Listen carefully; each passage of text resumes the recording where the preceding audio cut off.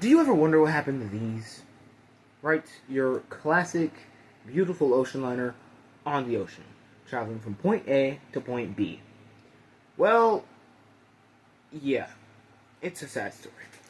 This is a video that I wanted to make a long time ago, and I partially did make, if you want to count it, which I made a little while back. It'll be in the description of this video.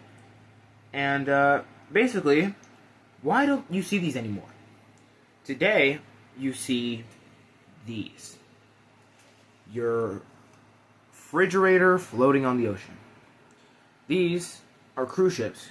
And in today's video, we're going to discuss the difference between ocean liners and cruise ships. Because they often get confused. And also, we're also going to talk about why you don't see ocean liners anymore. As always, this is the SS United States channel, and let's get into the video. America's newest and biggest liner, the United States, leaves Newport News, Virginia, for a trial run in the Atlantic. The designers expect the $70 million superliner will sail faster than any commercial vessel ever built.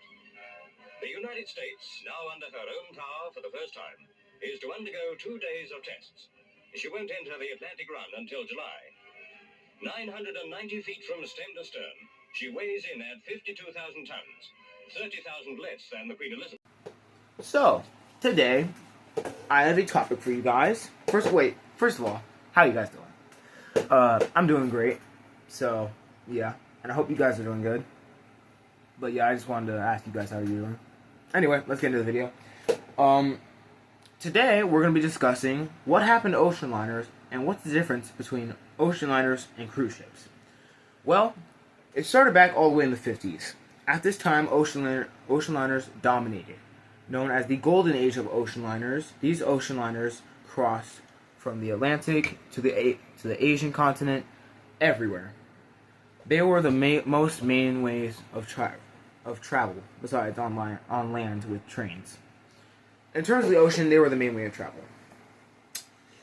But there's always comes to an end.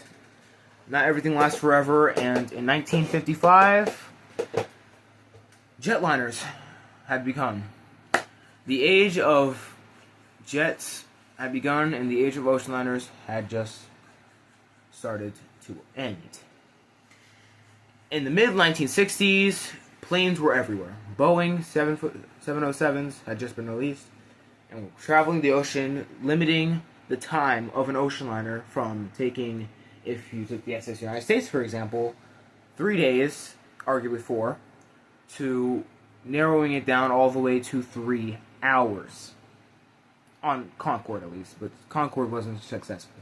If we're ignoring Concorde and actual commercial average time, it'd still be 7 hours, so not much better, honestly, for the ocean liner. And this would be a big problem for ocean liner companies, such as the Cunard Line or the United States lines. Go check out my video, my newest video on the United States lines, by the way. It'll be in the description, so go check that out. It's part 2 to the first part. And if you want to see that first part of the video, it'll be in the description of the video in this description, if that makes sense. So, anyways, at this time, the last ocean liner would really... Honestly, ocean liners, in a way, they still last today. But in terms of actual service ocean liners, there's almost none left. And starting in the mid-1970s, companies would start to notice cruising as being the new thing.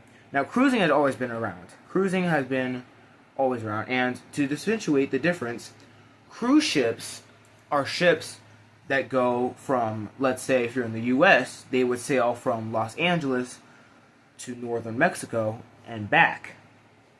Instead, where ocean liners, such as the Queen Mary, would sail maybe from Mexico to a country like Canada, a longer trip, but would not come back. So basically, ocean liners would go from point A to point B, but not B to A, where cruise ships would go from point A to point B and back. No. Ocean liners would stop at point B, then a different voyage would start, where they would go from, let's say, New York to Liverpool, or Liverpool to France, to Cherbourg, France. Let's just say that. So basically the difference is, one is built for pleasure cruises, one was built to get places on time. And that's the problem. Ocean liners were made to get people to places on time. But when you have jetliners that can just completely shatter it, there's no point in ocean liners. There's no point in ocean liners. Cruises are for pleasure. Ocean liners are for a necessity. And with planes narrowing the necessity of ocean liners, there was no need for ocean liners. And by the late 1980s, there were no more ocean liners left. All of them had been converged into cruise ships. This would also see the rise of cruise ship companies such as Carnival, Norwegian, and Royal Caribbean. And this would have a entire downturn on the ocean liner market, and only the SS France was the only mainline ocean liner still in service. Now, not as an ocean liner, but as a cruise ship, because arguably the SS France is speculated to be planned to be a cruise ship just in case ocean liners went out of service, but even then it still had some problems with the whole conversion. But ocean liners still exist in some form, like the Queen Elizabeth, which would do ocean liner service in summer, and in winter do cruises.